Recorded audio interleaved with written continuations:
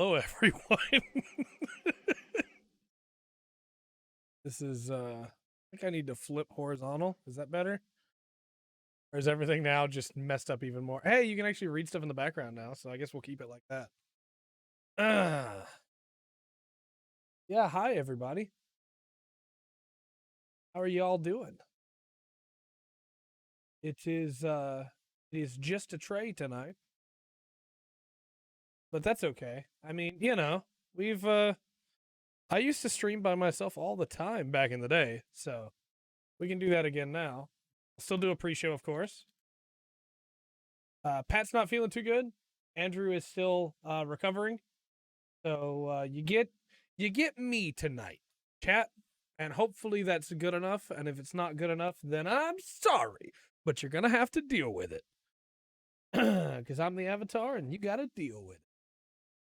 All right, everything looks like it's coming through fine. Chat's coming up good. You're still beautiful, wonderful. Glad to hear it. You might hear some construction noises, and you might see a little bit of dust on my shirt. My dad is making a shed outside, and I helped him a little bit. Not much, because there's not much I can help with, but I helped a little bit beforehand. But he is still trying to get that finished, so you might hear that when I talk, but you won't hear it otherwise because the AI in here.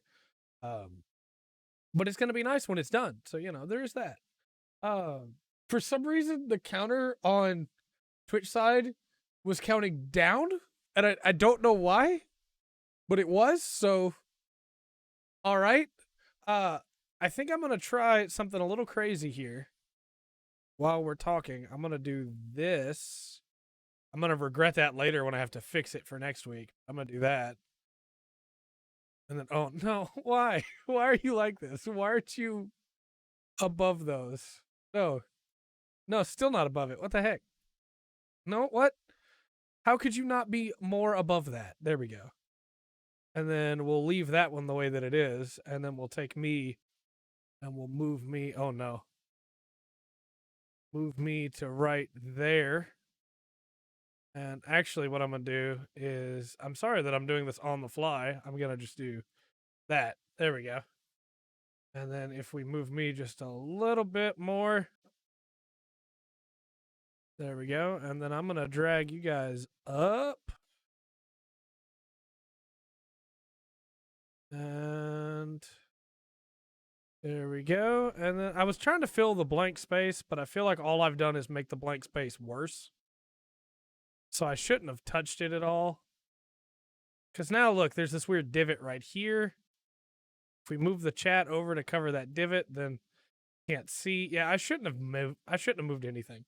We're gonna move me back, and we're just gonna turn that back on. Move it over here. Okay, there we go. This will work. And that divot is for chat, and everybody can be happy now. Yeah, so we got some stuff to talk about tonight. We got some Gamescom coverage to go back over again.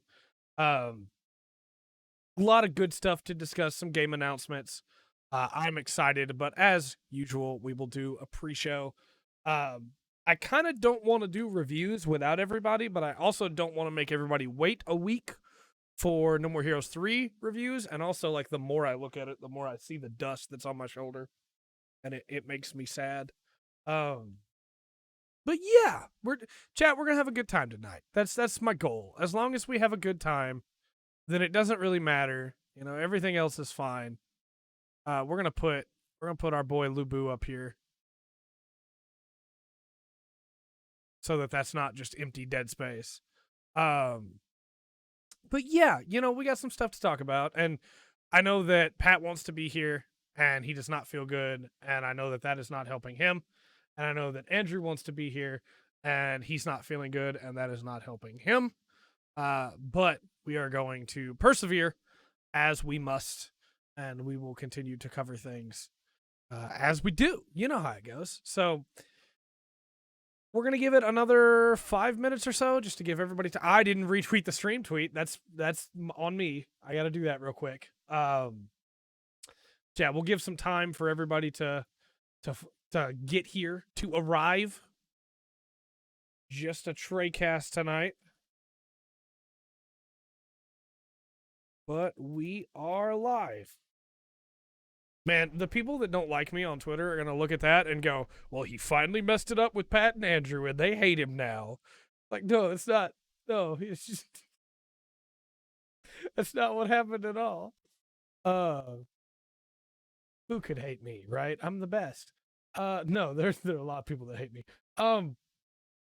So yeah, we've got a lot of stuff to talk about. Chat, because you're stuck with just me, you get to hear it the fun way, which is me just going all in on this news with my opinion, with nobody else but you to counterbalance me. So I'm reliant on you, chat, to hold me accountable for the things that I say. You never know what might happen. I might start talking about how Far Cry 6 looks good, or I want to play Deathloop, and I need you to keep me in line, as it were. But this empty space on the left is bothering me on the overlay. I'm gonna move my name over there.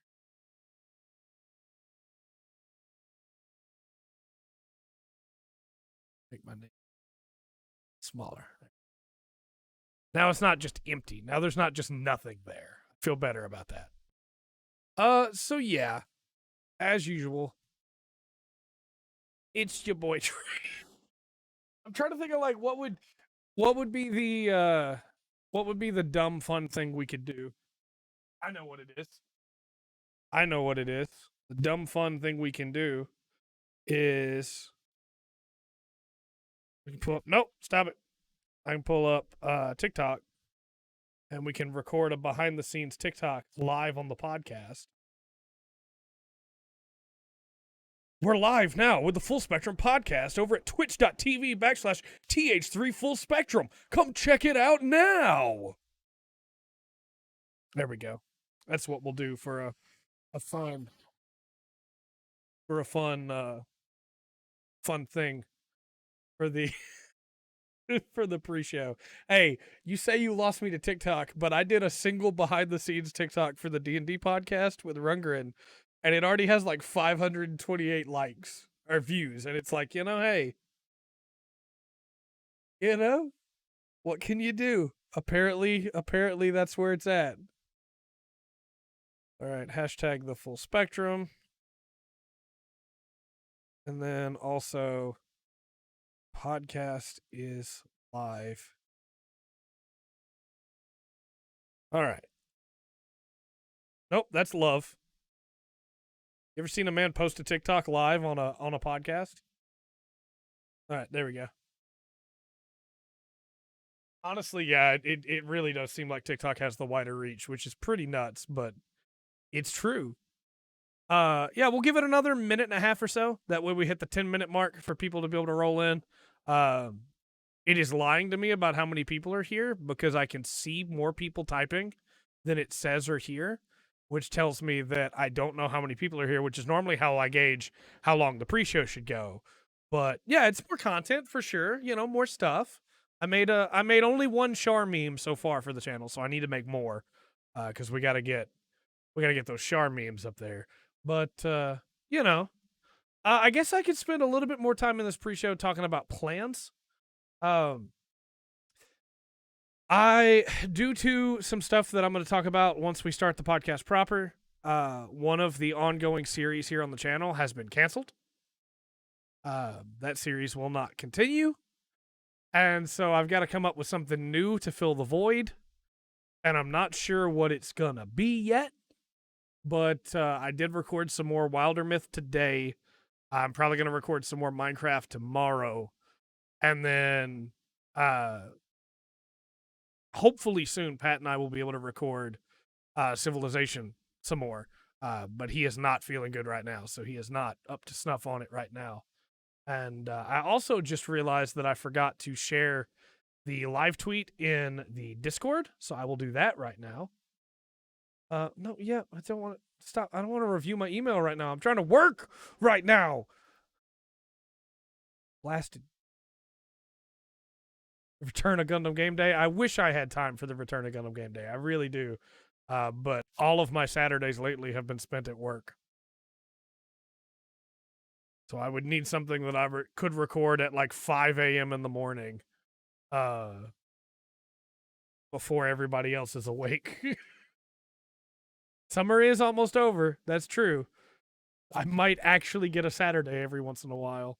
But yeah, I gotta come up with something new, and I'm unsure what it's gonna be yet, but I do have a couple ideas that I'm gonna like put feelers out for and see what I can rustle up. But Abraham Lincoln might be involved. That's all I'm saying.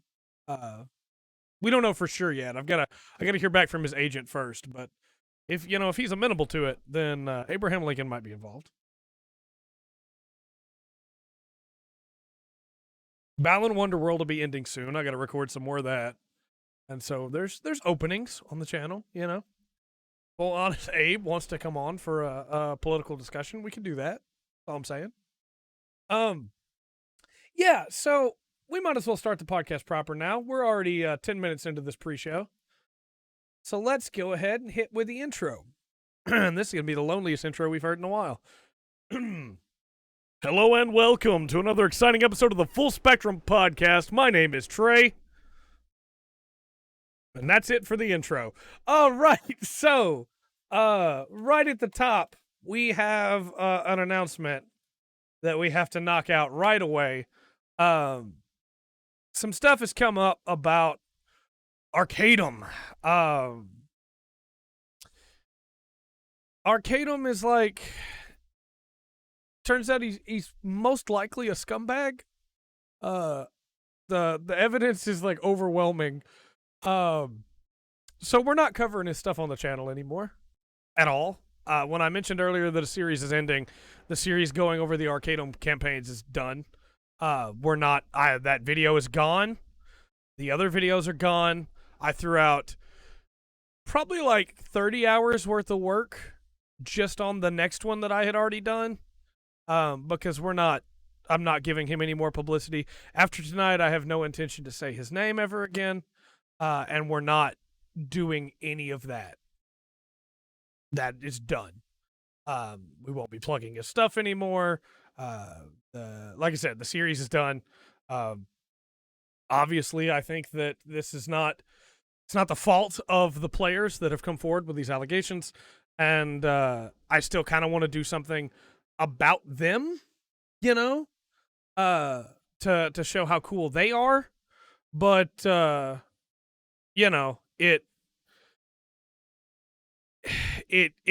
a messed up situation, and I won't support it. I can't. I just can't. So that's that, I guess. Any I've been DM'd about it a couple times today. Any further like DMs about it or anything will just be met with a simple response of we're not covering Arcadum stuff anymore. So feel free to comment on this video if you want, asking what happened to the other video. I got some comments on the other one before I deleted it, but the response is simple. We're just not covering his stuff anymore. And it's the easiest way to handle that because I cannot support what he's done.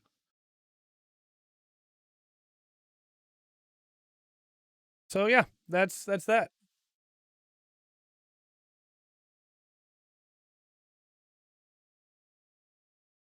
Next on the agenda, let's see.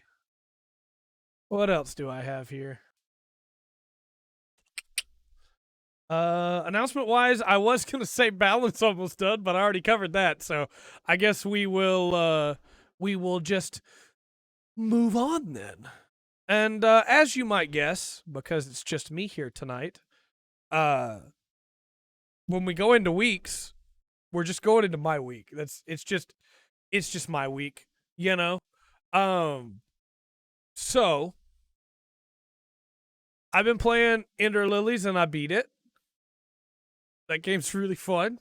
I like it a lot. I'm trying to hold off before I just carry on to more topics because I want to be able to hit that chat delay. But, give you all a chance to respond if you have any questions about Ender Lilies before I just keep going, because I can literally go forever. I had to stop the review at like 30 minutes because otherwise I would just keep going. Would I play it again? Honestly, yeah. I want to try out some of the other spirits in there. I think they're very, very solid. I think they're very, very solid.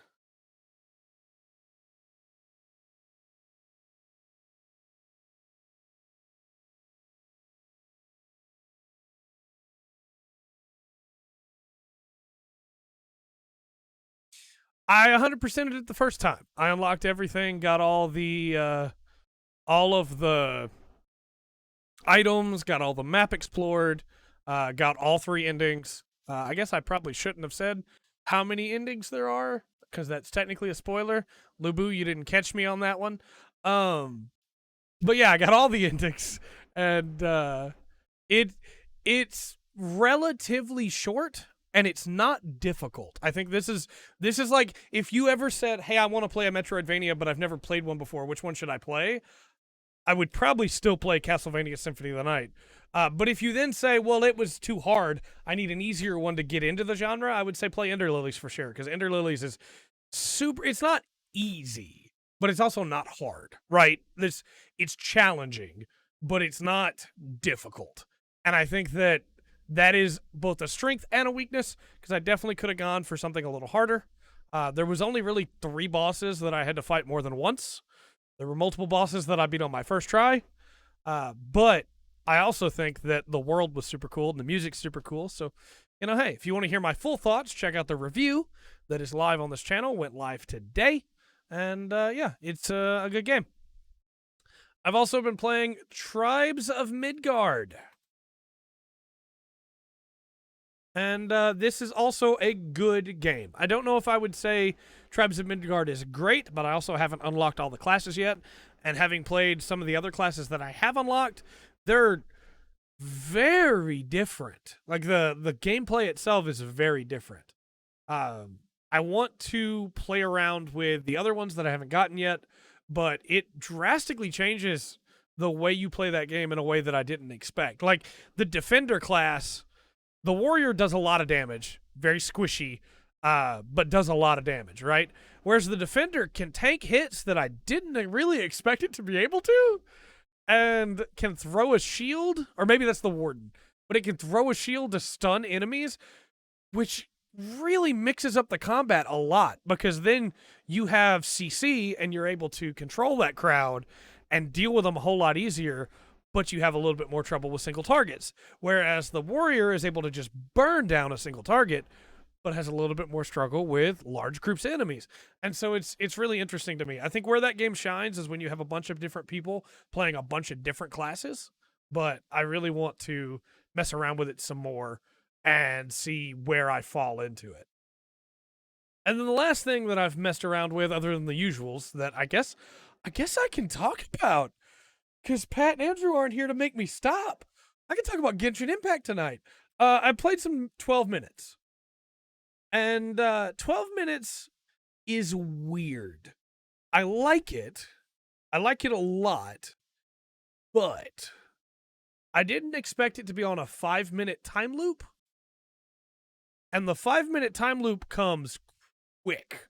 There is not a lot of time in that time loop to try things. So you're like constantly working around this loop, trying to figure out puzzles and trying to figure out what you need to do. And in a lot of ways, it feels kind of like a point-and-click adventure game of it doesn't explain how anything really is used. I don't think it even really explains that you can combine items, but you have to try and work out the mystery bit by bit. And I don't feel like I've really made any progress. So I kind of just need to beat my head against it, because it doesn't signpost a lot of things. But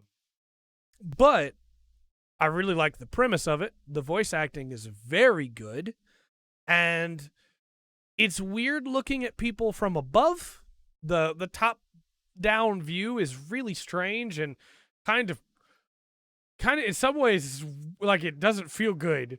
But I don't know. I want to put some more time into it and figure out what's going on. I want to figure out the mystery, but we'll see. And then I can talk about it. I can talk about it a little bit. Genshin Impact Nobody's gonna stop me. Genshin Impact has a new update that is coming out tonight, which is bringing in a Tengu character named Kujo Sara, who 5-minute loop is called 12 minutes. Yeah, I mean, I don't know either. But that Tengu character comes out tonight, and she looks pretty sick. So I'm excited to get her and try her out. I really like the new Inazuma character so far, and they just announced another 4-star named Toma that does the Kamen Rider Dino pose. And so, you know, what other choice do I have? Zeke's over here trying to knock everything down. Relax, bro. It's going good. Sick is the word I would use. But yeah, he does the in his deal. He just does the Kamen Rider Dino pose, and I was like, all right, well, I have to have him then. He's my new main. I have to use him. I don't have a choice.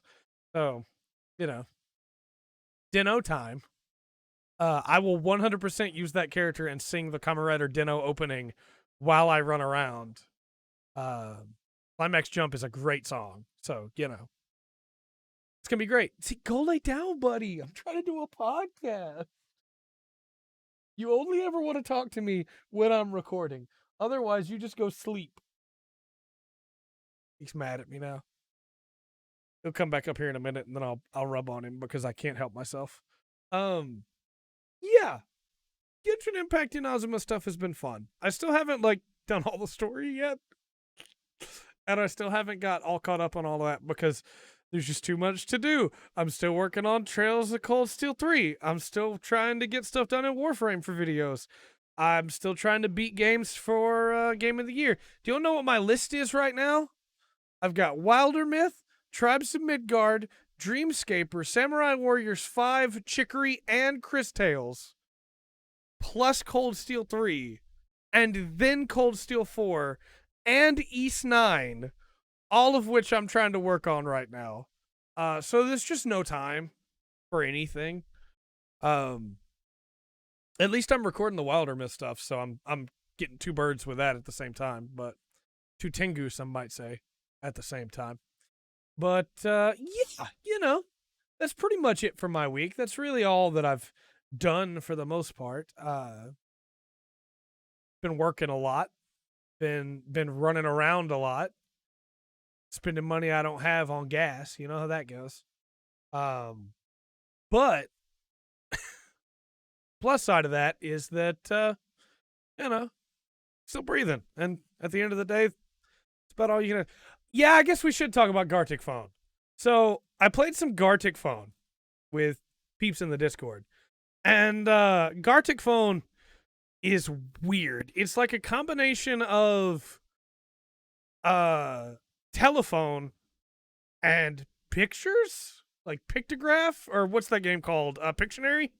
It's like a combination between those two. And you draw a picture, and then the next player has to guess what you drew. And so, like, if I drew a picture of a cat, for instance, then the next person would say what they think it is. How well did I draw that cat? If I drew that cat well, then the next person will say, well, that's a cat. But the next person might instead say, that's a dog. And then if they say it's a dog, then the person after them draws what they were told the picture was, which is a dog. And at the end of the game, you see how close to the original they are. There's also an animation mode where you go frame by frame and try to complete an animation. Sometimes things go well, sometimes they don't. But it's a very cool browser-based game that's free. And, you know, that's pretty dang cool. That's pretty dang cool. So, definitely worth checking out Gartic Phone if you have not. It is a very good free game to play with your friends. Especially if your friends are artistic and can make some really cool stuff. Unlike me, who made a very lumpy-looking horse. But it was a horse with a carrot nose on a skateboard. Nope, surfboard. Just saying. So it was a thick horse for sure. He was very moko moko, very much so. So yeah, I don't really want to cover like reviews in full without the boys, without the guys. But I do want to talk to you about No More Heroes 3. I haven't got a chance to play it yet. Because I kind of want to play through, even though I don't have time, I kind of want to play through No More Heroes 1 and 2 again before I play through 3, just to refresh myself on the story. But I will tell you that No More Heroes 3 is about middle of the pack right now. I won't tell you what exactly score-wise that means or where it's at, because we'll still cover that next week. But I will tell you that right now, currently, about middle of the pack. If you're into that type of game, if you love No More Heroes, you're probably going to love No More Heroes 3. That's all I'm saying.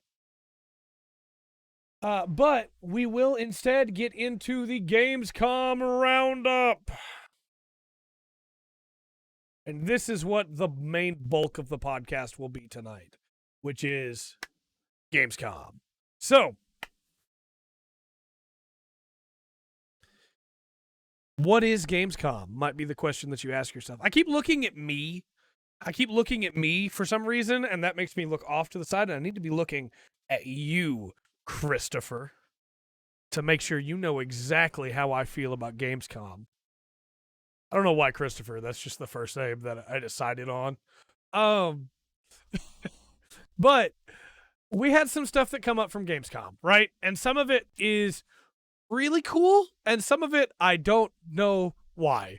But let's start breaking this down. So we had a Saints Row reboot was announced, and it's coming out February 25th, 2022.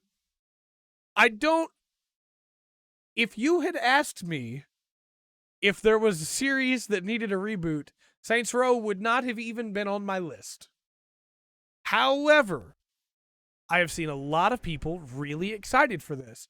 And it has sort of made me excited for it. Because, like, I love Saints Row 2. I like Saints Row 3. I don't really like Saints Row 4. I think Saints Row 3 is about where I would prefer to play. But I've never played Saints Row 1. So I've watched a playthrough of it, but I've never personally played it. And so I'm kind of excited for a reboot of the series, carrying on the zaniness that is Saints Row with maybe a little bit different style. Because Saints Row 4 just really was not for me. I get what they were going for, but it just didn't work for me at all.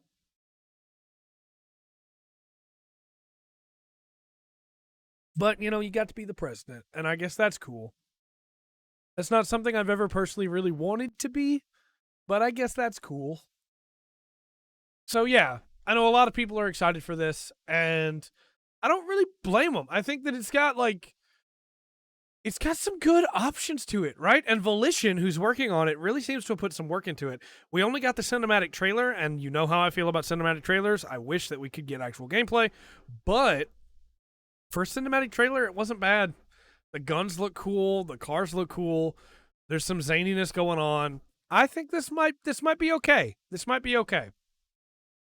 Following the Gamescom, or the Saints Row reboot announcement, which is coming again February 25th, 2022, we got Marvel Midnight Suns. And I don't know how I feel right now about this. So, Marvel Midnight Suns is not being made by Square. It's not the people who did Marvel's Avengers. Hold on, I have the studio name up here. I just have to scroll back down to it. It is Firaxis, who made the newer XCOMs, is working on this. And it is an XCOM-like. It's a Marvel game that is isometric and tactical RPG, and you move your people around, which is kind of cool. I think this could be really interesting. And so you have Cap, Wolverine, Iron Man, Doctor Strange, Blade, you have Ghost Rider, and then you also have a brand new character called the Hunter. And you're going up against Lilith and her Legion of Demons. And, you know, this is the kind of weird thing that I want to see more devs do. Of why not, right? Why not have Marvel XCOM? Now, granted, I feel like the characters are probably going to be a lot harder to kill because, I mean, Wolverine is playable. But I still think it's a really cool idea to like mix that up. And that is coming March 2022. We also got a Halo Infinite trailer, which is coming out December 8th. This will just be single player and multiplayer. No co-op, as you'll remember. And the trailer is like a multiplayer campaign. Like, trailer, there's not actually a multiplayer campaign, but it's like it's pretending there is, where it's like a cinematic trailer where someone is training Spartans to go fight, I guess, and that person is training them because they got saved by a Spartan many years ago, and it really feels like they wanted there to be a multiplayer campaign because the story seems interesting, and there just isn't. It's just like this is like in a weird way, it almost feels like a army recruitment video, but with Halo on it. Of like, yeah, this person was saved, and now they're making sure there's more to go out there into the fight. And it's like, sure, I guess, but I've never really thought about the story behind Halo multiplayer of Spartans fighting each other. It's kind of just been the multiplayer, you know? It never had a story. So we'll see. I don't think that's going to have anything to do with anything, and I think that trailer exists just for itself. But it's not a bad cinematic trailer. It just has me asking questions that I don't think the Halo series is ready to answer. But it was interesting. We also got Cut of the Lamb, which is a brand new game. I got to scroll back up here to it. It is a brand new game being published by Devolver. And it's weird. This is a weird looking game. You are a cult leader that is attempting to raise a cult that has to fight against others that want to claim members of your cult. And it's done up in a mix between like a resource gathering section and a Binding of Isaac style roguelike section. And it could be cool. The art style is really interesting. It's coming out sometime in 2022. But yet to see. The gameplay that we saw looked pretty interesting, but yet to see what it looks like in a full context, you know? We also had Lego Star Wars Skywalker Saga was announced. And this is like all 9 movies plus some extras coming spring 2022. Could be pretty good. Those games are fun, right? I think that those games have lost something. Some of the magic is gone for me now that there's voiced dialogue. But you like Lego games? There you go. Lego Star Wars Skywalker Saga. All 9 games. Would you stop, buddy?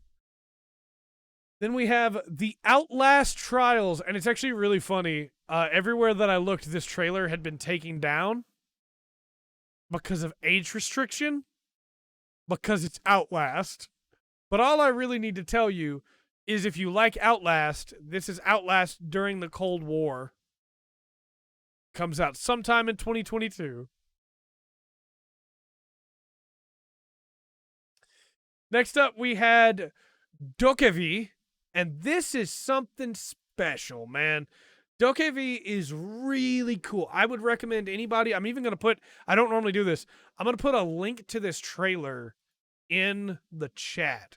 If you have not yet seen this trailer, because this is a monster collecting game, but it is a monster collecting game that takes place in a facsimile of the real world. Like it's not, it is stylized, but it's not as stylized as a lot of the others. And the monsters are kind of just like a tapir with a bib or a panda with boxing gloves. And it's like, you know what? Or like a robot. It's like, you know what? I'm here for that. And you have to fight off the other like enemies while you do it. It's got a really interesting style. It looks really cool. I like this a lot, and I'm really interested to try it out. We don't have a solid release date yet, but I will tell you there is a llama that you can ride that looks super cute, and so I have to play this game. I don't have any like special attachment to llamas. It's just that the llama looks super cute, and so I have to play the game. But definitely something to consider if you like monster collecting games, which, as you know, is one of my favorite genres. It's not my favorite genre, but it's one of my favorite genres. I love collecting monsters in video games. In anything, really. I like to collect monsters in real life, too, but you don't want to see them because they're a little gruesome. See, in my head, that was a really funny joke because I would have, like, Doolahans and stuff somewhere, but monster also means terrible people, and so it's like, that joke doesn't really work. If I had been recording a video and this wasn't live, I would have probably cut that section out. But, you know, what can you do? We're stuck with it now. I can never take back my mistakes. I will forever rue my mistakes until the day that I die. Next up is Far Cry 6. The only really thing we got new out of this is the full release date is confirmed. It's gone gold. October 7th. That's when it's coming out. I still have no desire to personally pick this up. It's just me. But I don't blame anybody that's excited for it. And it looks like Giancarlo Esposito is going to do an incredible job as Anton Castillo, just as he does in basically any role that he's in. We got New World, got a new trailer. Trailer's CG. Again, it is a cinematic trailer, but New World is coming out September 28th. So there's that. Open beta will be September 9th to 12th, which is cool. That's good to know. You know? But I do wish we had gotten some more. That's audio. I wish we had gotten some actual, like, gameplay. And you go, well, Trey, there's sweeping shots of what is probably gameplay. I wish I could believe that. I really, truly do. But I have learned at this point not to trust it unless I see a HUD. And even then, sometimes it's a lie. So, you know, that's still coming. Still looks cool. Age of Empires 4 is coming October 28th. We got a solid release date there. Looks interesting. Nothing really to say there other than just looks pretty good. If you're into Age of Empires, this looks like another one of those with some cool new features. So maybe check it out. I do think it was really interesting that they used, like, a mix of in-game footage and a mix of, like, live action footage, which feels weird, but also, like, kind of cool. So, you know, there's that. We also got Sifu was given a release date now. I don't know if you remember Sifu or not. It's been a while since it's been brought up, but this is the third-person martial arts action game that sells itself as having bone-crushing combat. When we saw it the first time, it looked cool, but it looked really rough. Now they've released another trailer, and it looks a whole lot better. This trailer is all in-engine, looks really solid. The combat looks snappy. The weapons look cool. This is a good-looking trailer, and I'm excited for Sifu. It comes out Febtember. Retake. Again, it's another one I would have cut out. It comes out February 22nd, or as we now call it, Febtember 22nd. And, you know, it looks cool. I'm excited to play it. We also got, oh my gosh, the Death Stranding Director's Cut, September the 32nd. The Death Stranding Director's Cut, which is coming out September 24th. And I guess I'm about to play Death Stranding again, man. There's so much new stuff in this trailer.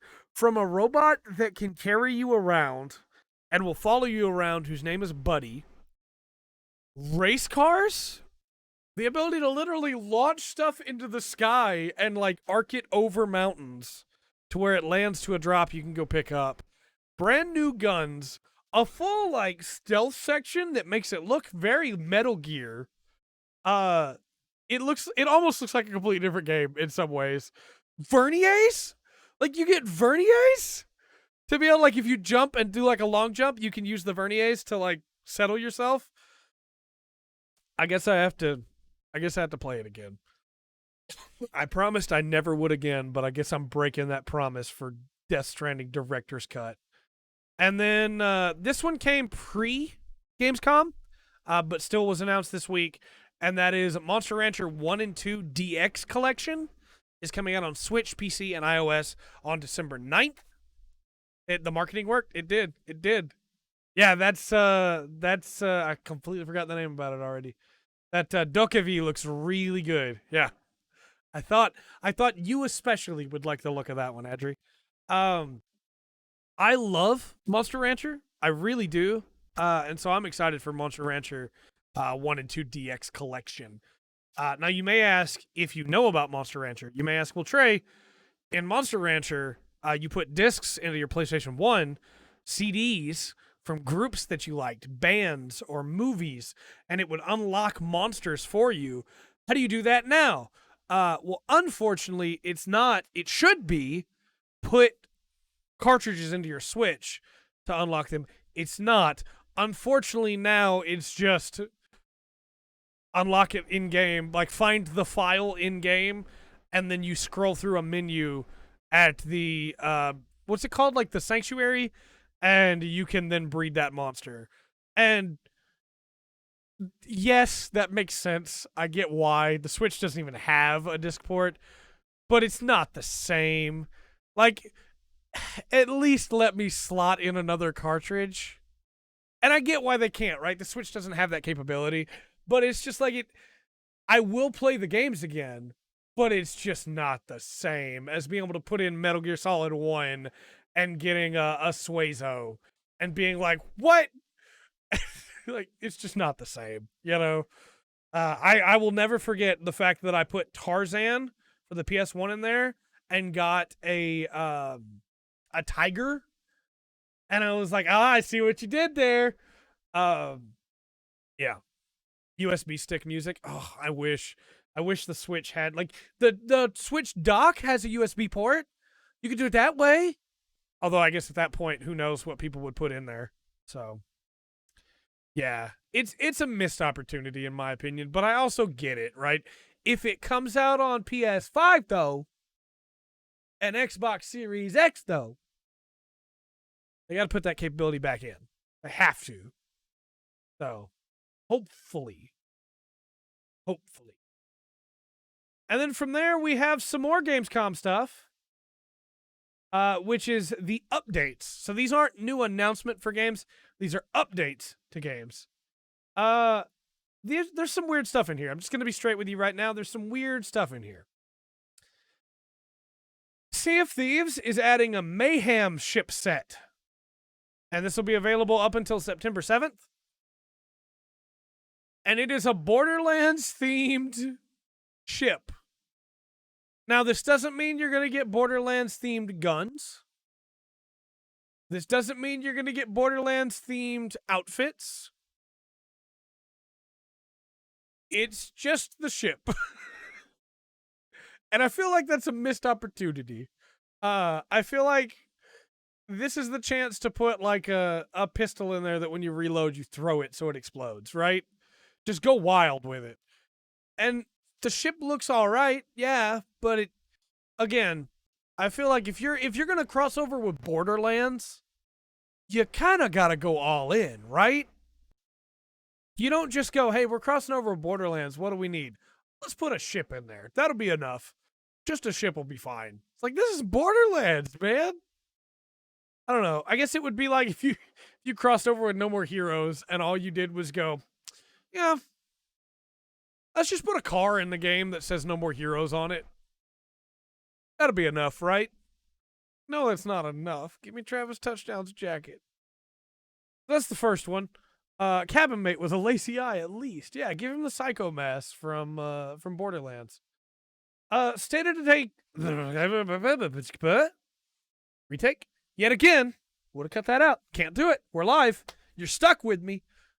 State of Decay 2 is adding a Homecoming update with the Juggernaut edition, which is a fully remastered open world playable version of the map, the iconic original map, on September 1st, which is tomorrow. Now, for anybody that's never played State of Decay 2 or State of Decay 1, it might not mean anything, but people that played State of Decay 1, like, laboriously mapped that thing out. So the ability to go back to that is really cool to me. I'm probably not going to play it, just to be honest with you, because I don't have time.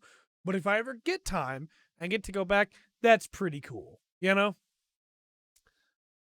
After that, we have TMNT Shredder's Revenge, you might remember, was announced. Well, they have revealed that there is another playable character in it, which is April O'Neil. And her animations are pretty cool. Now, there was a whole thing about this that happened on Twitter where people got really mad because they didn't understand how inspiration worked and tried to claim that she had been traced from like 3 different characters at the same time. Regardless, all those crazy allegations aside, April O'Neil looks great and makes me hope that we'll get Casey Jones as well playable. I feel like we talked about that already, though. Am I insane? Didn't I say the exact same thing? Maybe I'm just losing my mind. It's fine. We'll move on. The correct answer is yes, I am insane. Speaking of insane, Super Monkey Ball Banana Mania has added another guest character. I did mention I wanted Casey in the game. Okay, that must be what it is. Super Monkey Ball Banana Mania recently added Kazuma Kiryu as a playable character.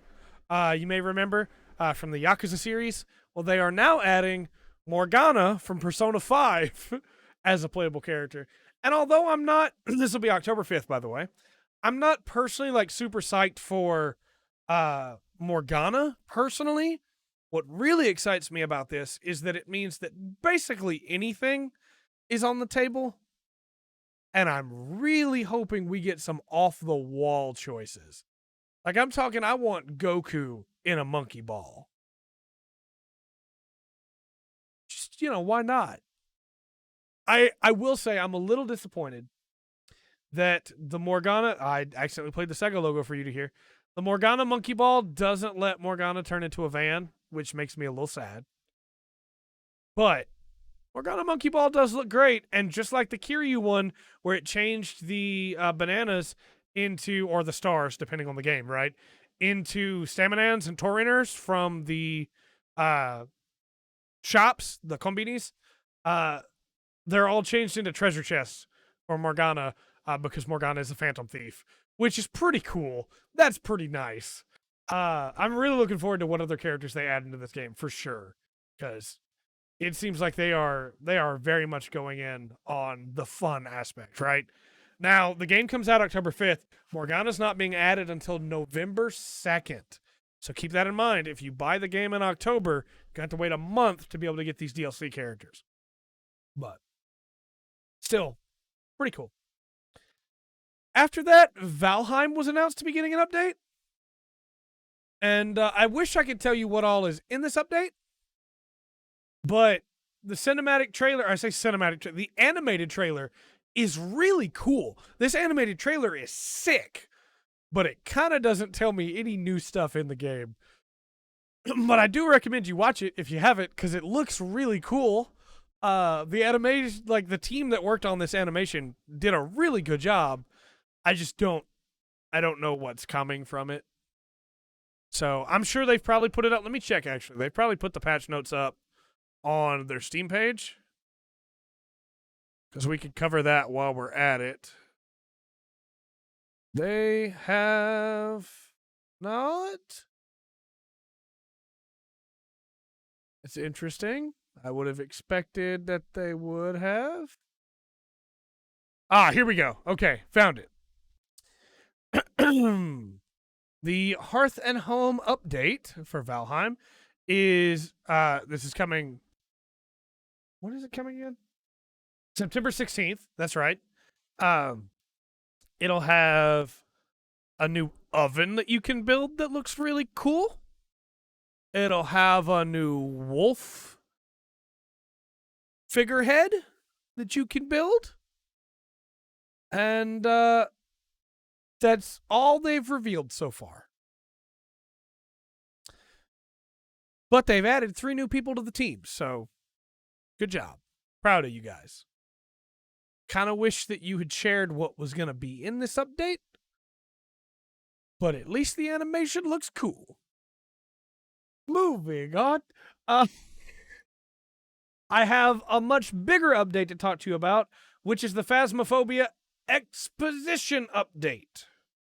This update has brought Phasmophobia back up to the top of a lot of different charts for horror games, for early access games. Phasmophobia is back at the top of many charts because of this update, and I have the update information for you. And that's really the last of our Gamescom news, so we're going to go ahead and change this to Phasmophobia. For anybody who doesn't remember Phasmophobia, Phasmophobia is a horror game where you are ghost hunters entering a house and trying to coax the ghost out so that you can get enough information to be able to leave and say, hey, it's this kind of ghost, and then the professionals can come in and clean it up. So, Phasmophobia's Exposition update. Why does it have so many people coming back to this game that honestly kind of fell off, right? The sprint rework. Also, I feel like I should say real quick, for anybody who doesn't know, I unironically love reading patch notes. I can just go down a list of patch notes, and it is enjoyable for me. I have, on major patches for FF14, covered the entirety of the patch notes. I love talking patch notes. So, the sprint rework. You can now sprint for 3 seconds at increased speed with a 5-second recharge. Unironically, that's a big help. To be able to sprint straight for 3 seconds and just get out of there. Player walking speed has been increased to the old sprint speed. You'll remember one of my biggest complaints with Phasmophobia is it felt like it take forever to get where you were going. If you're playing in VR, the teleporting has been fixed up. To replicate sprinting, we've added an inner and outer UI circle to represent teleport range. These will adjust in size depending on how far the player's chosen to teleport. That's cool. They've increased the acceleration of ghosts during a hunt when they can see you. Ghosts will now speed up faster if they can see you. And they've lowered the ghost hunt delay before it moves from 5 to 3 seconds. So now you can move faster, but so can the ghosts, and you better be ready for that.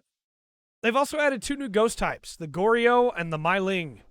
They've added new equipment to find a new evidence type, the Dots Projector. Electronic equipment will now alert the ghost of your position during a hunt, similar to voice. Turn them off before hiding. So if you have a, I can't remember what it's called, but the one that does body temperature, Pat, if you remember, let me know. If you have that on you and you've got it switched on, the ghost will feel the electrical interference, I guess, and will find you. So keep that in mind. Hunts now affect all equipment, all electronic equipment with new sounds and visuals. The parabolic microphone now allows you to hear paranormal sounds when aimed towards the ghost. You can now enable head bob in the settings.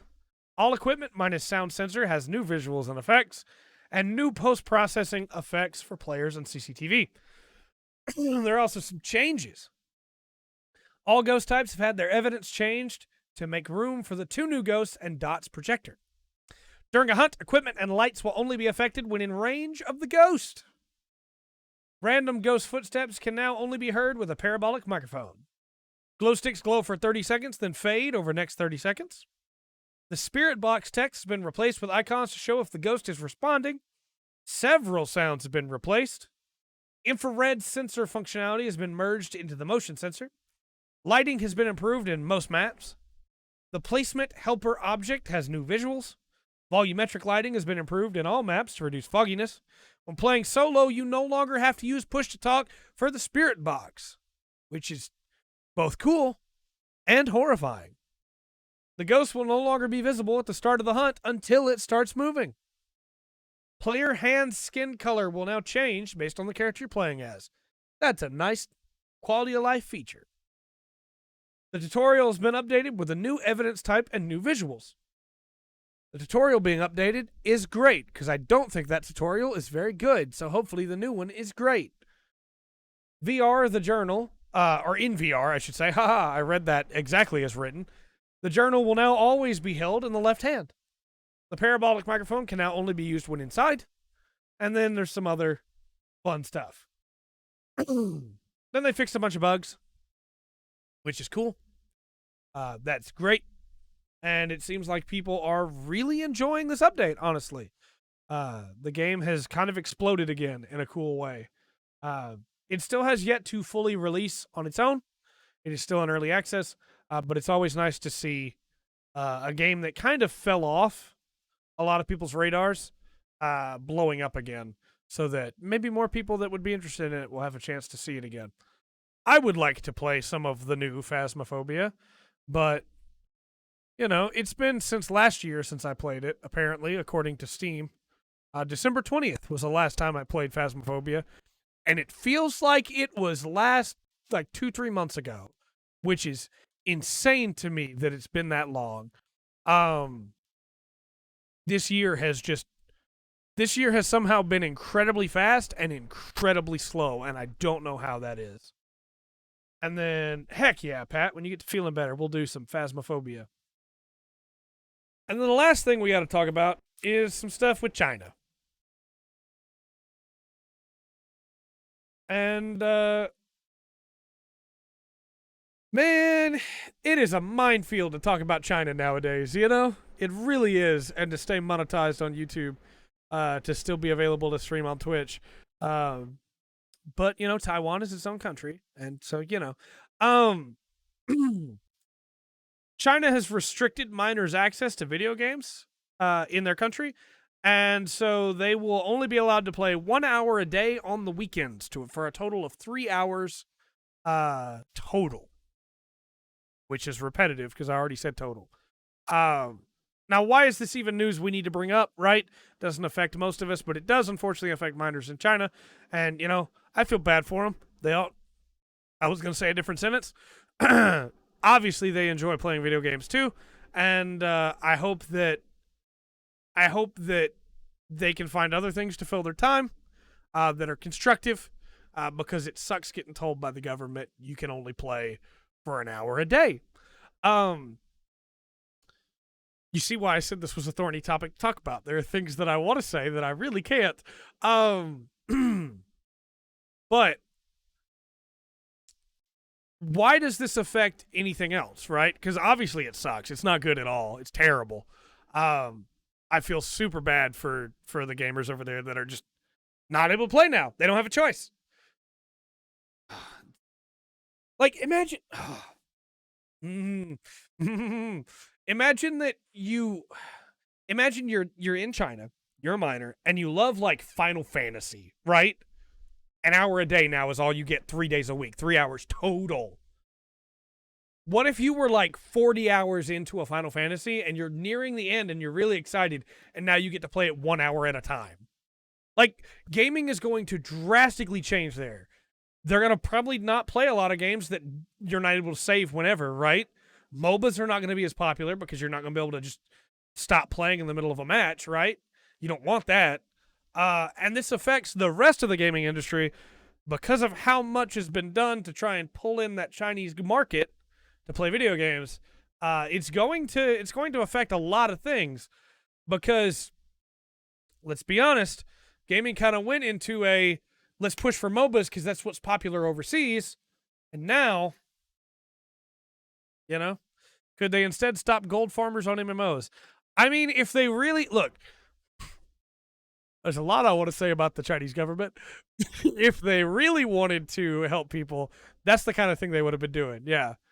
Yeah, some of those Chinese gaming companies tanked in stock, too. Absolutely. MiHoYo's stock took a hit. Quite a few. And it's going to have bigger ramifications than people expect. It's going to be a lot heavier on the industry than it seems. And I feel really bad for those that have been affected by this. I hope that those that are in game development in China aren't adversely affected too much. But yeah, also again, I have to be very careful what I say here. DM me after this if you want to know my full thoughts. But it sucks when you live in a place where you don't feel safe and you don't have a lot of control and you want to use video games to have escapism from that, to get away from that for just a little while. and then the very people that are making you feel unsafe take that away from you. That's not cool. And that's really all I can say and all I want to say. Because if I got into it, it wouldn't be nice. And the channel would probably be deleted. But yeah, it sucks. A lot. So, moving on from that, I don't want to end in a downer. Man, when we don't have other people's weeks, we just breeze through the podcast, huh? We've covered all the news. That's true. At least they can still play in the country of Taiwan. We've covered all the news. So I have 2 options for you, chat. Actually, I have like 5 options, but only 2 that really matter. The first is that we call the podcast early and everybody gets a break. I won't take a break, but all of you will get a break. The second, I guess I have 3 options that are worthwhile. The second is we do a sudden AMA and we answer questions. And the third is that I tackle a topic. Now, it wouldn't be fair for me to just choose a topic if we did that. So, instead, I would probably roll a die and see what topic I got. But I will leave that. In fact, let's do a poll. Why not? I've got the power here. No one can stop me. Let's do a poll.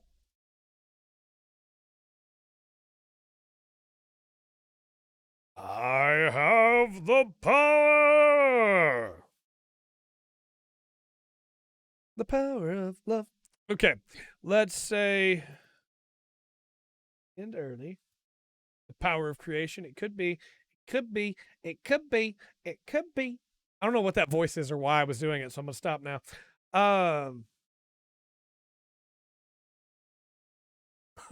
I mean, that's the thing I would recommend if they can. That's the thing I would recommend them do. Pat would also answer some questions if applicable. You know, just throwing it out there. Throwing that out there.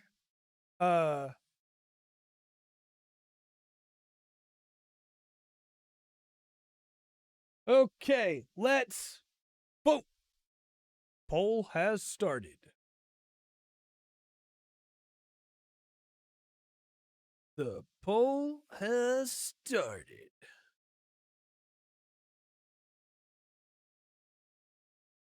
Yeah, I guess while you're voting on this, I didn't talk about the stuff that's going on tomorrow, like the day off Twitch stuff and everything. My personal opinion is it's not going to affect anything at all. But I don't blame anybody that wants to try, because like, what else do you do? Twitch is doing nothing about all these hate raids. They're just not. They don't care, I guess. And when you're in this situation where you're completely powerless to fix a problem, where your platform just doesn't seem to care, literally, could get on a soapbox here, but like literally these hate raids happen because of race and sexuality and because people don't like other people, and Twitch has the capability to ban specific words that are used in the hate raids if you haven't been in the streamer's chat for like a certain amount of time. That is a thing they can do, and they just don't. And it would stop all of these hate raids of these bot accounts that just spam somebody, and they're just not doing anything about it. And but I don't think, as much as I hate to say it, I don't think a day off Twitch is going to fix anything. It really hasn't fixed any of the other issues that people have asked for, you know?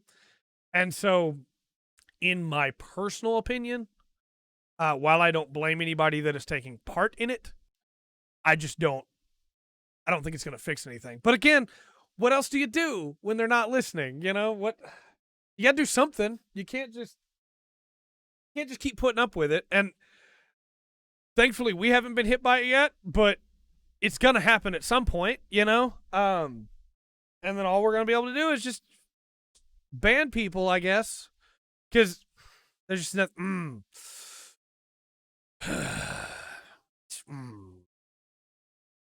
Be good to people. Look, you know what? Get a Dr. Pepper. Just be good to people. It's not that hard. So what if somebody you don't agree with has a different opinion than you? So what? So what? Just let them be. If that's a streamer out there that you don't like, doesn't matter. Let them be. You hate rating them? Fixes nothing. They're still going to stream. They're actually going to get more support because you did it. So just don't do it. Just leave them alone. Let them do their thing. They're just trying to play video games and have fun, man. Go, well, I only hate rate people that are doing just chatting streams. Isn't that what a podcast is? Like, I don't... leave people alone. Treat people better. Be good to each other. Care. It's not that hard.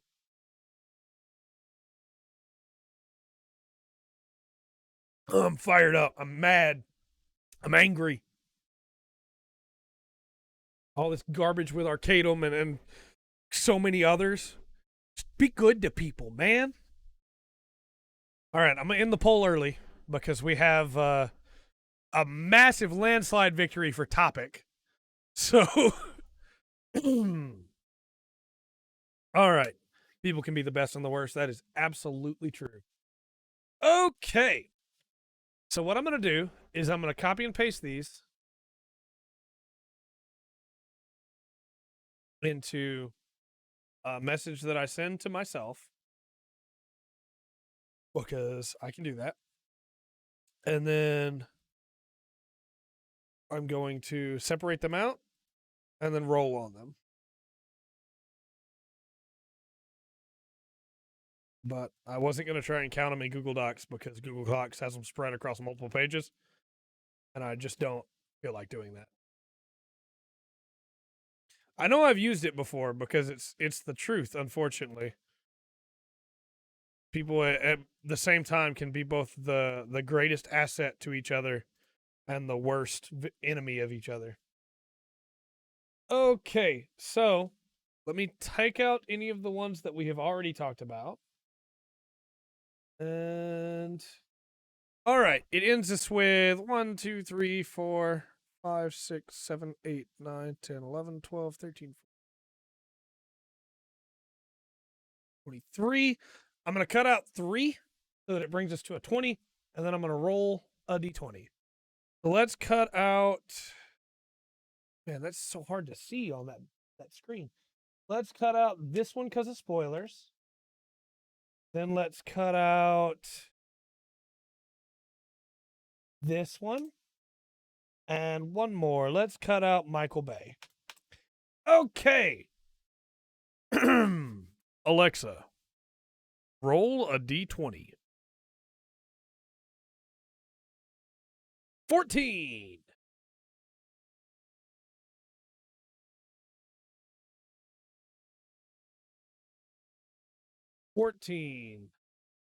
Okay. This is an interesting one. I didn't. How are you gonna get a 23 on a d20? Or is that just 23 as how many we had? Yeah. Okay.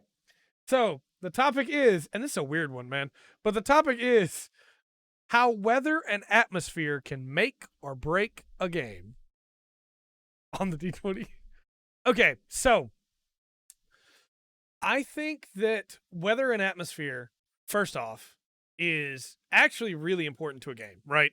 You take, I should hit this on the now discussing. How weather makes or breaks. That's not how you, games. Okay. So obviously your game doesn't have to have weather, right? First and foremost, gonna say that game doesn't have to have weather to be good. It doesn't even have to try and attempt weather to be good. Many older games did not have weather, right? But hear me out here, because I actually have like a list of examples that have just popped into my head. So, for anybody who has played The Legend of Zelda Breath of the Wild, the first time that you come upon the Zora's Domain and it is raining constantly, lightning is crashing down around you. You can't really climb anything. It is depressing almost. You have all of these ruined buildings around you. You have these vast fields that have been taken back over by these bokoblins and these moblins, and it is just oppressive.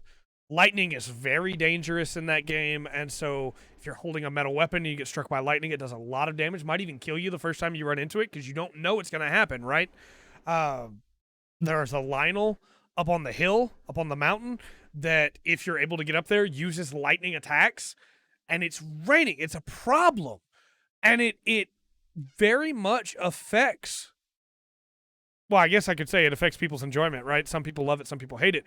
But it very much like sells you on that area. So that then later on, when you have cleared the area and things are a lot easier and you can go back to it, it doesn't feel the same as it did the first time you got there, and how oppressive it was and how overbearing it was.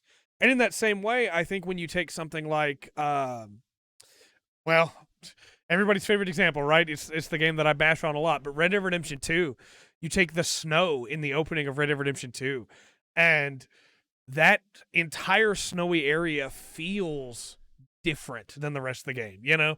It feels almost magical, but also incredibly dangerous in a way that offsets the rest of the game, where you kind of are in control everywhere else. But there, it feels like everything is working. Even the weather itself is working against you, right? Another great example of this is in... I almost did a massive spoiler for a game, and I won't do that. Instead, I'll be good. But if you've ever played... I'll use a different example. If you ever played Brothers: A Tale of Two Sons, the rain used towards the end of that game is extremely effective at conveying the loss of hope that is filling the characters there, and really sells you on that despair. Fallout 4, yeah, there are some areas in Fallout 4, especially towards the edge of the map, where things are like really heavily irradiated, where the weather just looks breathtaking. And I think Ghost of Tsushima is another great example, right? Where the weather, the lightning in the distance arcing across the sky. When you have that extra time put into the weather, it really helps emphasize, that's the word. It really helps emphasize your world, right? In a way that I don't really think making sure that every single apple in the basket of apples is modeled really does, you know? There's just something to those weather effects. And again, you don't have to have them, but even something as simple as 12 minutes, for instance, where you go to the window and the character says, oh, didn't expect a storm to come rolling in. And then later in the loop, you hear the rain falling outside. It just really, my apples. It just really brings it all in together, you know? Sunsets and sunrises too, absolutely. Some of the most beautiful pictures that I've ever taken in video games are of sunsets and sunrises. And I think when you really let the weather affect the gameplay, that's where things really shine, right? Because I think a lot of people are afraid to do that. Well, we don't want to have fog so thick the player can't see, because then the player's not having fun. But what about when you do want that? What about in the Lost Woods in Ocarina of Time, where the fog is so thick that you really can't see past the tree that you're in right now to try and get to the next one? Lost Woods in Breath of the Wild as well. When you're not afraid, Silent Hill only works because of the fog, 100%. When you're not afraid to let the weather impact the game, it can lead to some really powerful moments that otherwise wouldn't happen. I.e., lightning striking you in Legend of Zelda Breath of the Wild. In Final Fantasy XIV, there is a world boss that only spawns in the fog. And so when that fog starts coming up everywhere, people go, oh, it's Odin weather. Oh, it's Odin weather. And then they go to try and find Odin to kill him, right? And it just, there's these moments that work because you tie the weather in to the game instead of just going, oh, it's just a thing in the background. And as much as there are great examples where it does work, there are also examples where it doesn't, right? A great example to me is in the Battlefield games where it starts raining and it sets the mood, but there's not really any effect in gameplay at all. Your characters aren't slowed down by it at all. Their aim is not affected at all. And you can't really have their aim be affected, right? How do you make that work in the game world where only when it's raining does the aim get affected? But it just feels like it should, you know? And I don't think it would necessarily be fun. It would probably be alone in the dark blinking, but you have the rain and you have the atmosphere, and then there's this disconnect.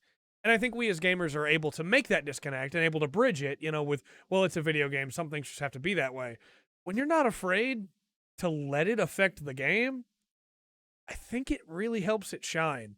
One that I really love that was fairly recently is Civilization finally allowed weather to make an actual effect on the game world in Civ 5. And that was really cool to me, because up until that point, volcanoes could erupt and stuff, but it never actually changed the terrain. Droughts could happen, but it never actually changed the terrain, you know? But in Civ 5, in the Gathering Storm update, things changed. The world was different, you know? And I think that's really cool when you let weather affect your game. There are games where I don't think it works as well, and No Man's Sky is one of them. I think that there is a point of, well, we need to let it affect the player. Otherwise, why even have the weather? And I agree with that. But when you're on the surface of a planet and you get out of your ship and the game goes, hey, you can't survive here. And then you see the little bar start filling because you're about to die. And you just had to get back in your ship and leave. You know, it's, well, I get it. But give me at least a little bit of resistance to it, and the game does, but you have to find it first, and it's not necessarily going to be anywhere close to that. You can come teleporting back to that world later with that resistance, but, you know. Total War uses as well, absolutely. You do not want to fight in rain or snow. That is bad conditions for your horses. That is bad conditions for your men. You do not want to do that. I think that another, like, weather condition that doesn't get used often enough is, like, wind. Like, really strong wind that oppresses the player. Journey does it. I was gonna spoil that game again that does it with the wind. You can just really rely on powerful gusts of wind that move you around because there's a storm coming. And I think that too many games don't do that. Wind is just a go up mechanic, you know? The Pathless has a really cool mechanic with that too, where a really strong wind can like push you back. Another thing that, while we're talking about weather, that I think is really cool is in video games, because they're not real life, you can have different kinds of weather we don't have in real life. Like an electro storm. I'm not talking about thunder and lightning. I'm talking like arcing electricity in a condensed area. Genshin Impact has a really cool thing like that in Inazuma, which is really cool. Though I just said that. Rad storms, yeah. Like it's not going to kill you because it's overwhelming you with heavy wind or heavy rain. It's because it's literally radiation. Another great one is sandstorms, right? Sandstorms are barely used in video games, but you can take a sandstorm in Journey, and that has a dire effect on you. You need to get away from that thing, you know? Yeah, weather in video games is cool. I don't really know what else to say on that. I could keep going, or I could roll again. But I do want to say, if your game has a storm and it doesn't actually do anything, I'm not saying it needs to break your ship or anything, right? But one of my favorite memories in gaming is playing Assassin's Creed 4 Black Flag and going over the crest of a really tall wave in the middle of a storm while my crew is singing Lowlands Away. And off in the distance, coming over that wave, getting a full view of the ocean, storm is everywhere, right? And off in the distance is lightning cracking across the sky, and it just looks so cool. Don't Starve does have sandstorms, that's true, absolutely, and they will affect you. I think if you're gonna have weather, let it affect the player, you know? Maybe don't be a jerk about it, but let it affect the player. Because I think that it makes some really cool memories that otherwise it's just, well, it was raining, you know? Maybe you can even do it in cutscenes, right? Have a character like wipe the rain off. The frog rain in Don't Starve's annoying, but you love the concept. Yeah, I think there's some games that take it too far. Acid rain can definitely be rough, in some video games. But frog rain is a really cool idea. Yeah, I think that's sick. Yeah, I don't know. I think if you're gonna have it rain, if you're gonna have weather, make it worth something. Make it mean something. You know, there's a really cool scene in Metal Gear Solid with water, where Metal Gear Solid 2, I should say, with water, where they have to like wipe it back, and the environment is different because of it. Metal Gear Solid 3 as well dealt with heat, like bright sunlight, and having to deal around that. And I thought that was really cool because most games don't care about that at all. But I know some people hate that they have to deal with weather in video games. So, you know, your mileage may vary. All right, well, let's roll on the table again one more time. And if we get 14 again, we just won't do it. And that took us about 20 minutes to get through. So we'll do one more of these, and that'll probably wrap it up, I would think. Alexa, roll a d20. Number 4. Oh boy. Oh boy. Number 4 is, why is Call of Duty so popular?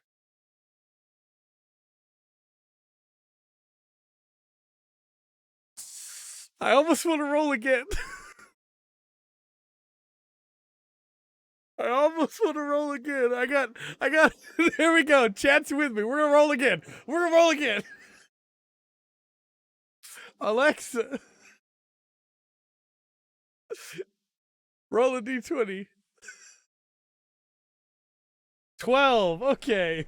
3, 4, 5, 6, 7, 9, 10, 11, 12. Okay, this is an interesting topic. Roll a d21. Why you should not buy a game on launch day.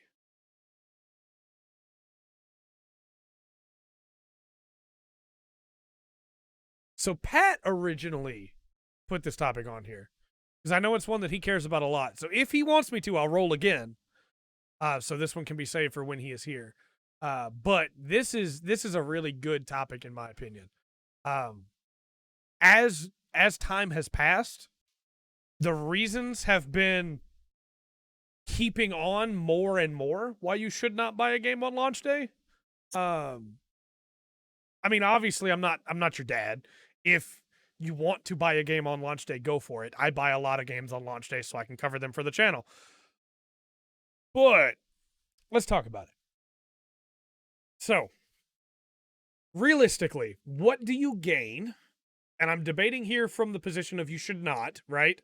I'm not saying that I personally abide by that. I personally do not abide by it and buy them on launch day all the time when I probably shouldn't.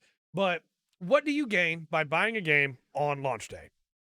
When you buy a game on launch day, you get the ability to play the game. I know that sounds simple. Trust me, I'm going somewhere with this. You have the game. You have unlocked, using money. Money is the key. You have unlocked the ability to play this game, right? That's obvious. Everybody knows that, but we've set our terms. What do you not get when you don't buy it on day one? Yeah, the other one, you can review it on release day. That is another benefit, absolutely, of buying it on launch day. You can review it on release day. If you don't buy it on launch day, you don't get the ability to play it. Just that simple, right? Yet. Now, launch day for most games is rough. Launch day for most games, servers will be on fire. The game has to install to your hard drive. Installation may mess up. You have to reinstall it again. That's probably still going to happen later too, though, to be honest. Servers can be on fire. Game might not be playable. There's probably going to be bugs. But you get to play it, right? And depending on the game, I think for everybody, there is a game that you would buy day one no matter what, right? If Hollow Knight Silksong came out tomorrow,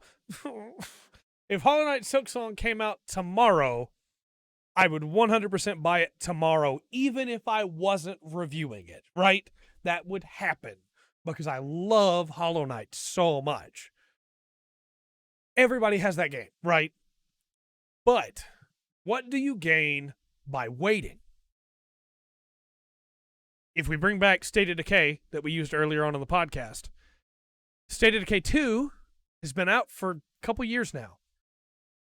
It now has a new version coming out tomorrow that has all of the DLC, including the new free update that adds in the original game's map. If you had waited until now to buy State of Decay 2, you would, for a cheaper price, get all of the game's content. You say, Trey, obviously that makes sense. Why are you even going over this? Why is this even a topic?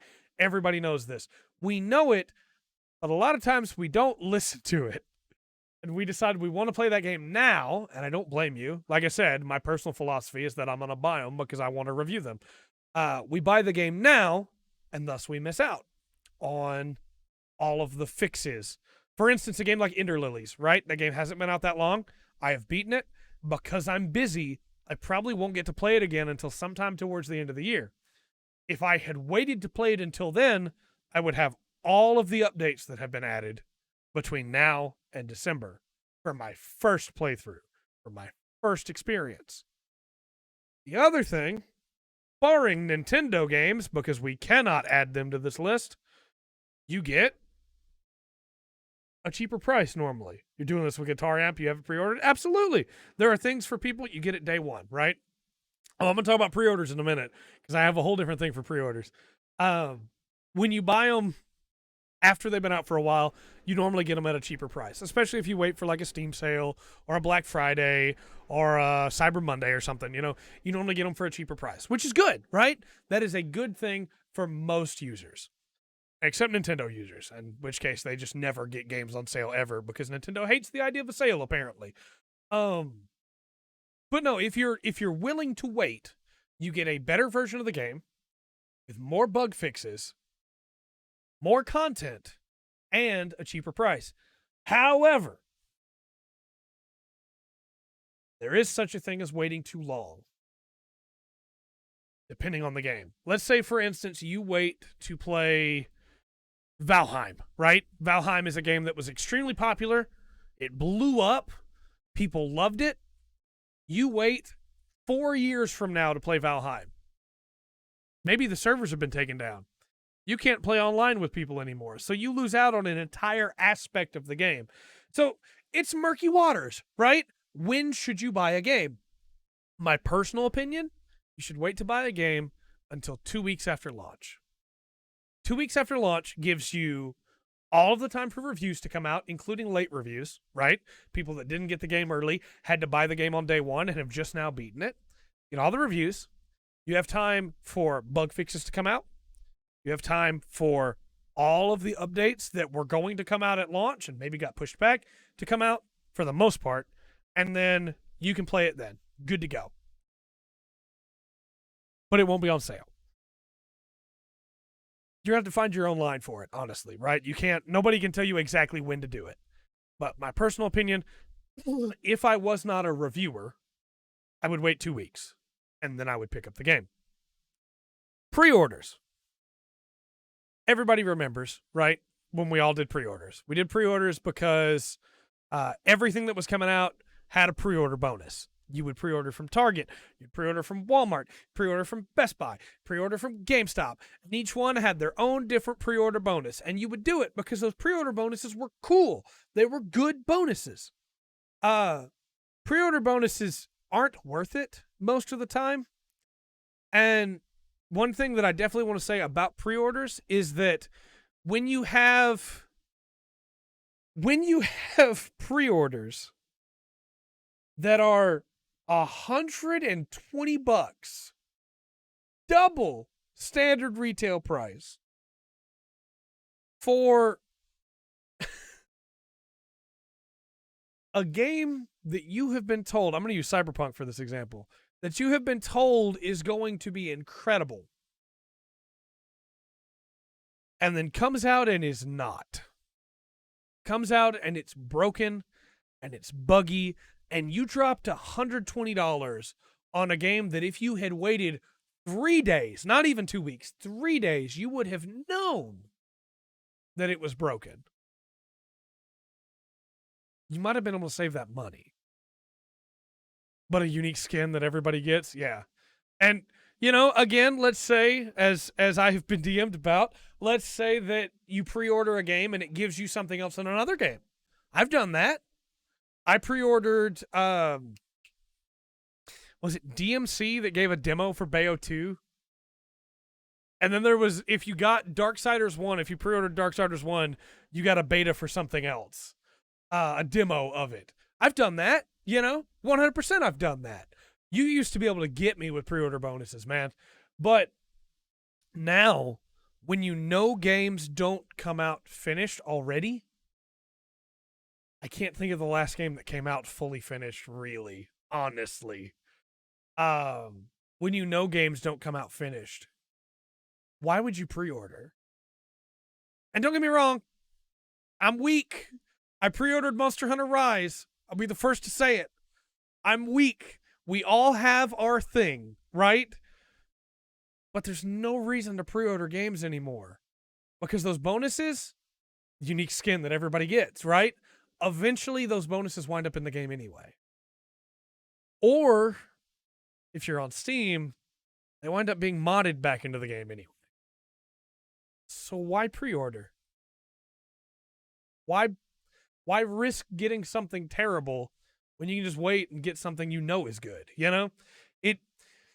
It feels to me like we have mostly moved past pre-ordering. You don't see a lot of stuff about it anymore. Until this week, when we got an announcement that pre-orders were now available for Horizon Forbidden West. A game that they just pushed back to next year. And that tweet was doing numbers. People were excited to pre-order a game that was supposed to already be out. And it just, relax, man. Wait for it to be out. Wait until you know it's good. Because no matter how much they've sold you on marketing, no matter how many times they've told you this game is going to be great, and it's going to change the way video games work, and you're going to have something brand new, you just don't know until it's out. So just wait. And again, I have no room to talk, right? No room at all. I bought Boyfriend Dungeon day 1. And if I had waited, I don't know if I'm going to review that game or not. I really don't like playing it. If I had waited just a little while, I probably wouldn't have bought it. But I didn't. Ezra, you did the same thing? Yeah.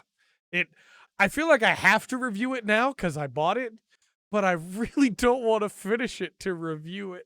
I really don't. Yeah, it's on Game Pass. I could have got that game for free and then hated it instead of buying it and then hating it. Like, there is no reason at this point to just go, well, they say it's going to be good, so it must be. Put your money down on it and then get it day 1 when you can wait. Realistically, we live in a world where influencers are king when it comes to getting games early, right? Influencers are king when it comes to getting games early. They will get them early every time. And if you have an influencer you feel like you can trust that has not lied to you before, and you know, hey, I can kind of believe what this person says, just wait for their review.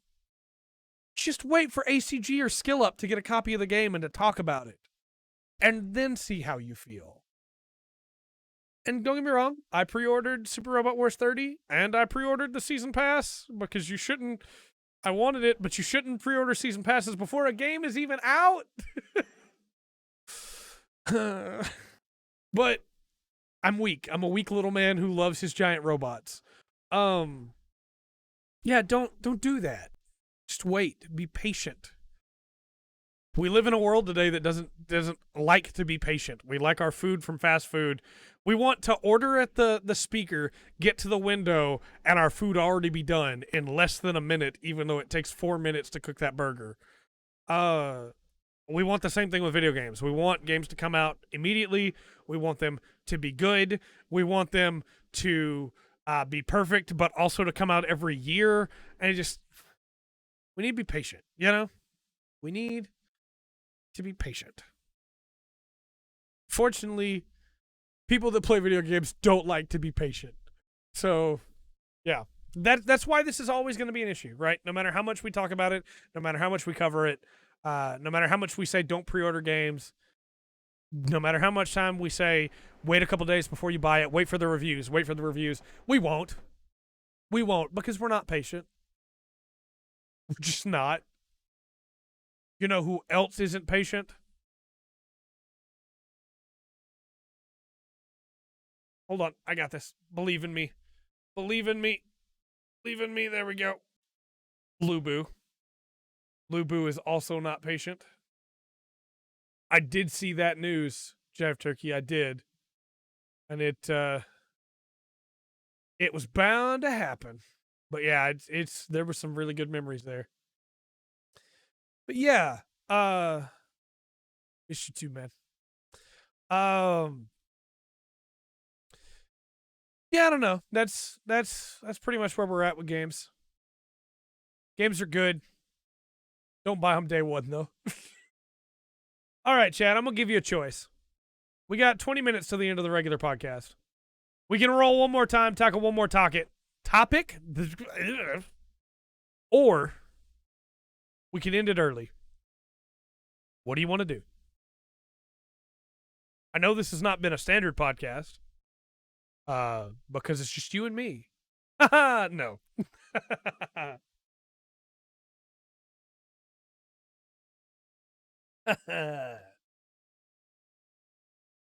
Why would I rest when there's Genshin Impact to play? The Genshin update actually doesn't hit for another 20 minutes, so, you know, it's important to rest. All right, I'll tell you what.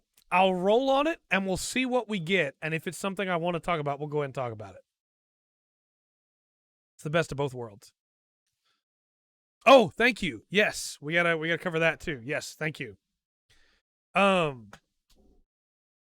Alexa, roll that D20.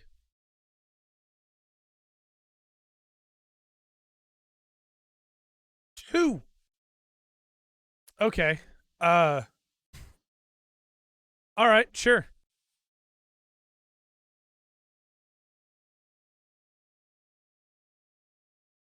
Alexa, no. Stop. I didn't want to. No, stop it. Hey, chat, you want to know what makes Mario fun? Because he goes wahoo when he jumps. All right, so let's talk about plugs. We've got.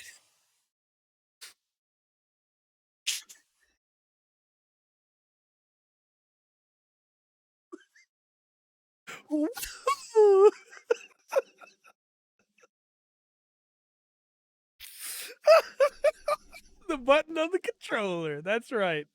Oh, yeah. No,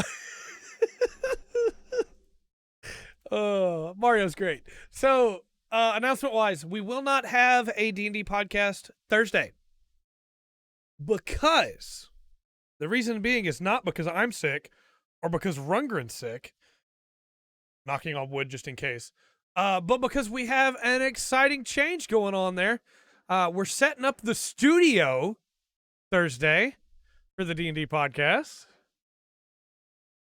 And starting next week's D&D podcast, starting at 8 o'clock on Thursdays, 8 o'clock CT, we will be live streaming the D&D podcast every week.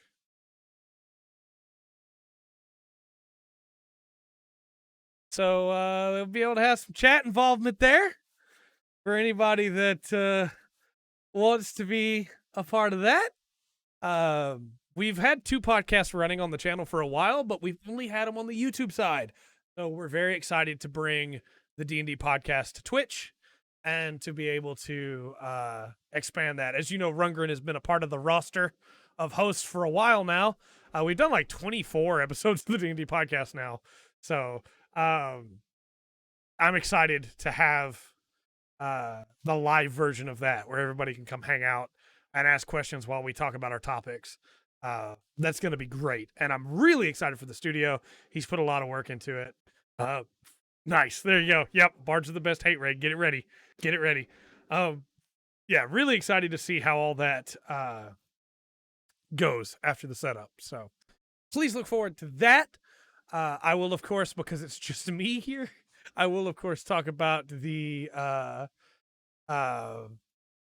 Discord. That's the word.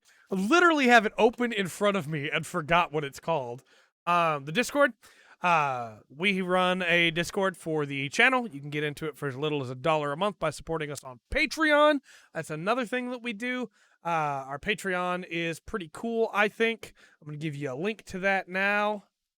www.patreon.com/thefullspectrum.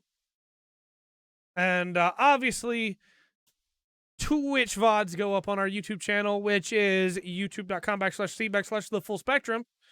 And we have a great time there as well. Links at the bottom of the page. Yeah, we have a really good time. So if you want to support us, that is where you can do it. If you do support us on Patreon, you get access to the Discord, as we said. And that also nets you early access to all of the videos that get recorded. I have 2 more episodes of Wilder Myth that are running on this other computer right here, right now, getting rendered in so that I can edit those. And then there will also be a First Impressions on 12 minutes. None of that's going up this week. Some of that will go up next week. But if you are a Patreon supporter and use the Discord, you will have access to that stuff as soon as it's uploaded on the channel. Just another quick reminder to throw out here. We will not be covering Arcadum stuff anymore. If at all possible, I don't plan on saying his name anymore after tonight, which is why I wanted to cover it one last time. We're not doing that anymore. And that does mean the Why You Should Watch Arcadum video has been removed from the channel. So you cannot watch that video anymore. And I'm sorry, because it took a lot of work and was actually one of the videos that I was the most proud of, but I can't do that anymore. So yeah, that's gone. Yeah, you can watch me lose it to Balin. I was going to do some Balin tonight, but then I remembered it's the Genshin Impact update. And I suddenly don't feel like I can do Balin tonight. I don't know if I have the strength.